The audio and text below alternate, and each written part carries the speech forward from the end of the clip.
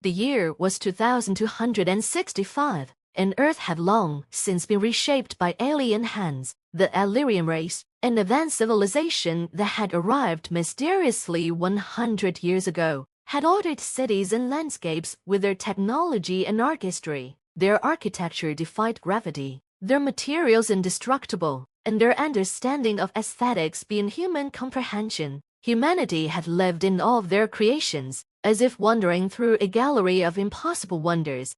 Then, one day, without warning, the Illyrians left. No one knew why. The towering spires, floating structures, and intricate sculptures were left untouched, but something was missing. The once breathtaking designs, though still grand, now seemed hollow, soulless without their creators to maintain them. Humanity was left with a choice: allow the Illyrians' forgotten cities to decay, or find a way to rebuild, to reclaim what had been left behind. In the heart of the abandoned metropolis of Illyria stood the masterpiece that had captivated the world, a massive, ethereal monument known as the Tower of Loomis. It was a structure that seemed to shimmer with a light of its own, made of translucent materials that shifted in color depending on the time of day. It was more than a building. It was a beacon of hope, knowledge, and power. But after the aliens departed, the tower's glow began to fade. The people who once marveled at its beauty grew uneasy, and soon it became a ghostly reminder of the past. That's when the architects, engineers, and artists of humanity decided to act. A group of the world's finest minds gathered, determined to restore the Tower of Loomis not as a mere imitation of what the Illyrians had left behind, but as a human creation, a new masterpiece that would surpass the original in meaning and depth. They wanted to honor the alien legacy while infusing it with the spirit of Earth, a testament to human resilience and creativity. The project was named the Reclamation. At first, the challenge seemed impossible. The technology the Illyrians had used was far beyond human reach. The materials, the physics, the energy sources, all of it was alien. But humanity had learned much from their visitors over the last century, and now it was time to apply that knowledge. Through trial and error, breakthroughs in science, and a profound collaboration across nations, a new vision of the Tower of Loomis began to emerge.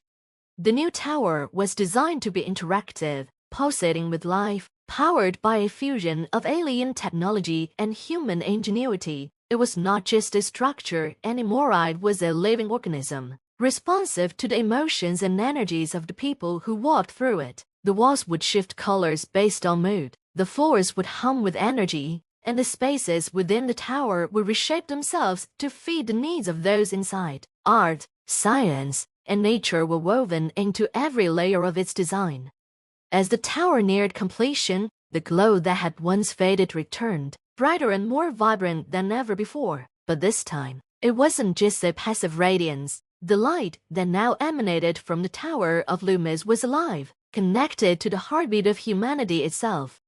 The day of unveiling arrived, and crowds from across the globe gathered to witness the rebirth of the tower. The air buzzed with anticipation. As the sun set, the tower came to life, its glow illuminating the night sky. In a breathtaking display of color and light, people gasped as they felt the energy in the air, the sense of something greater than themselves, something uniquely human. In that moment, it was clear humanity had not just rebuilt the masterpiece, they had transformed it, elevated it beyond what even the Illyrians had imagined. It was now a symbol of unity, of creativity, and of the endless possibilities when humans dared to dream beyond the limits imposed by others. The Illyrians may have abandoned their creations, but humanity had reclaimed them, and in doing so, had crafted something the aliens could never ignore. If they ever returned, they would find a world transformed, a world where humans had risen to the challenge and surpassed their expectations. And perhaps that had been the point all along. As the world marveled at the rebirth of the Tower of Loomis, it became more than a symbol of human achievement. It became a catalyst for change. Other cities, once filled with dormant alien creations, began their own transformations. Architects, engineers, and artists around the globe were inspired to innovate, fusing alien technology with human artistry, reshaping their environments to reflect the diversity and resilience of Earth.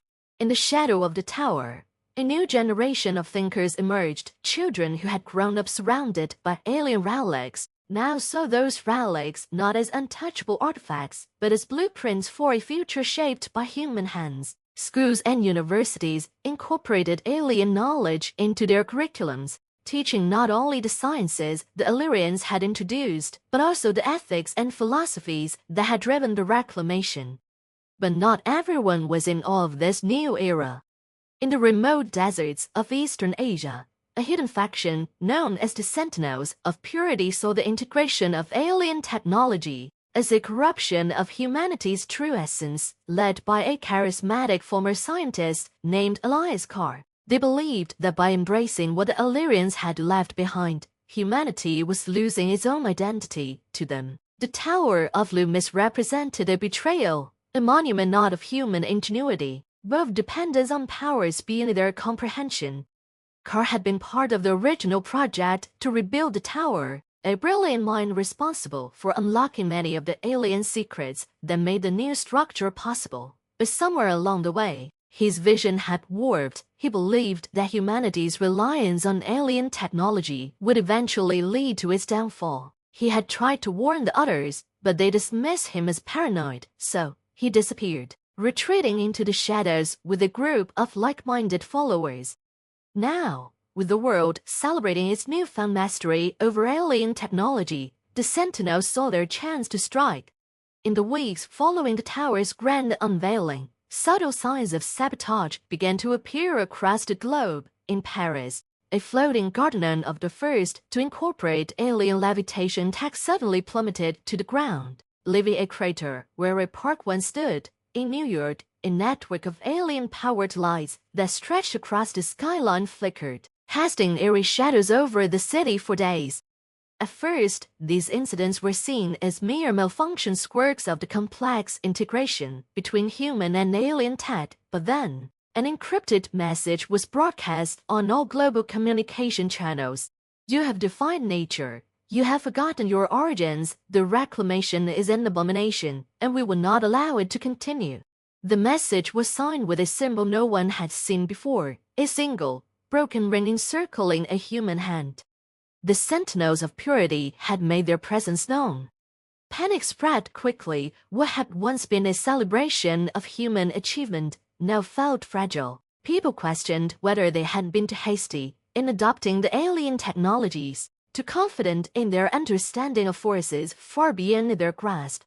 The leaders of the reclamation, scientists, artists, and engineers who had built the new Tower of Loomis, were called to action. At the center of this response was Dr. Maureen Ashford, the chief architect of the tower's redesign, and one of the most respected minds of her generation. She had always believed in the balance between honoring alien knowledge and preserving human identity, but now that balance was under threat. Maureen assembled a global task force to track down the Sentinels and protect the infrastructure that had been born from the reclamation. But more than that, she knew they needed to address the deeper question at hand: had humanity truly gone too far? In the midst of the escalating tensions, a discovery was made. Deep beneath the Tower of Loomis, hidden in its foundations, a chamber was found that had not been part of the original Illyrian design. It appeared during a routine scan for structural integrity, as if it had always been there, waiting to be uncovered.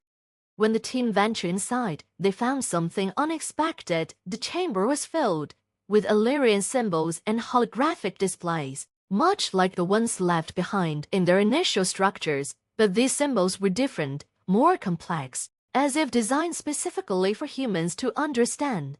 In the center of the chamber was a pedestal, and on it, a single, pulsating sphere of light. Dr. Ashford stood in awe. This chamber hadn't been left by accident. The Illyrians had known their departure would spark a transformation in humanity. They had left this message, this gift, for the moment when humans would prove themselves capable of something more than imitation. The sphere contained knowledge that would push humanity to even greater heights, but only if they were ready to wield it wisely. As Dr. Ashford reached out to activate the sphere, a sudden thought crossed her mind. Have the Illyrians always intended for humans to surpass them? Had this entire journey from their arrival to their mysterious departure been a test? Before she could grasp the answer, alarms blared. The sentinels were closing in, intent on destroying the chamber and everything it represented, the fate of the reclamation, and possibly the future of humanity, hung in the balance. The world watched as the final confrontation between those who embraced the future and those who fear it unfolded beneath the glowing beacon of the Tower of Loomis. As the alarms blared, Dr. Moran Ashford stood frozen in the hidden chamber. Beneath the Tower of Loomis, the pulsating sphere of light casting eerie shadows on the walls, her mind raced as the weight of the discovery settled in. The knowledge within the sphere could propel humanity to heights beyond imagination or doom them if mishandled. The Sentinels of Purity were on their way, determined to destroy the tower and everything it symbolized. Their leader, Elias Carr, was obsessed with erasing any trace of alien influence from Earth, convinced that humanity had to stand on its own or risk annihilation. "Moran, we have to move," one of her colleagues, Cyril Delgado, shouted over the alarms. Moran snapped out of her thoughts, realizing that time was running out. She turned to her team, her voice steady despite the chaos.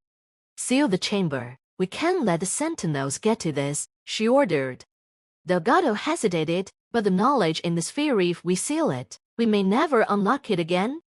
"I know," Moran said, glancing at the glowing sphere, "but if they destroy it now, we'll never have a chance. We need to secure the tower first." The team quickly initiated the lockdown sequence, sealing the hidden chamber with thick, impenetrable layers of alien and human technology. The chamber hummed as it closed off, the sphere of light vanishing from sight, its secrets temporarily hidden from the world. As they exited the underground passageway, the rumble of distant explosions echoed through the tower. The Sentinels were already inside the city, their sabotage escalating to full-scale attacks. The once peaceful streets surrounding the Tower of Loomis had turned into a war zone, with clashes between the Sentinels and the tower's security forces. Moran's comm device buzzed. It was Major Ethan Cole, the head of security for the reclamation. His voice crackled through the static. "Dr. Ashford, the Sentinels have breached the outer defenses. We're holding them back for now, but they're targeting the main power core of the tower. If they take that out, the entire structure could collapse."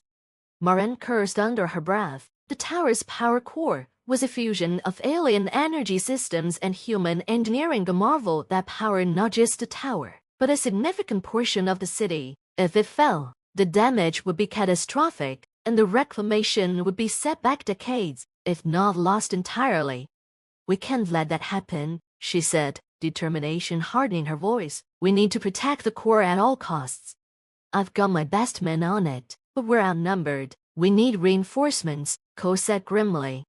Moran turned to her team. "Delgado, head to the command center, coordinate with Major Cole, and reinforce the core's defenses. Use whatever resources we have. Go now." Delgado nodded and sprinted off with a few others, leaving Moran with only a handful of her closest colleagues. "What about us?" asked Jensen, an engineer who had been with Moran since the beginning of the reclamation. Moran looked out at the city through the transparent walls of the tower. Fires flickered in the distance, and the sky was filled with the sounds of battle. But in the center of it all, the Tower of Loomis still stood tall, its glow defiant against the darkness. "We're going to confront Elias Carr," she said. Jensen blinked. "Are you serious? He's leading a small army. We can't just walk in there and reason with him." "We won't be walking in unprepared," Moran said, a dangerous edge to her voice. "Carr wants to destroy the tower because he thinks it's a symbol of alien control. But I know him's not being a reason. If we can't show him what we've found, what we've accomplished, he might see things differently." "And if he doesn't?" Jensen asked. Moran's eyes hardened. "Then we stop him, whatever it takes." As they made their way toward the tower's central plaza, where Carr was rumored to be leading the assault, Moran couldn't shake the feeling that there was more to this than simple ideology. Carr had once been a brilliant scientist, driven by a desire to understand the universe. His obsession with purging alien influence felt too extreme, too sudden. When they reached the plaza, They found it in chaos. Sentinels fought against the tower's defenders, and the once pristine structures that lined the area were now scarred with the marks of battle. In the center of the plaza, Carr stood, directing his forces with cold precision. He was older now, his once bright eyes hardened by years of isolation, but the fire of his convictions burned stronger than ever. Moran stepped forward, her voice cutting through the noise. "Elias." Carr turned, surprised to see her. For a moment, the two locked eyes, former colleagues, now enemies, but something flickered in Carr's gaze, something that Moran hadn't expected. Doubt. "You shouldn't be here, Moran," Carr said, his voice low. "This isn't your fight."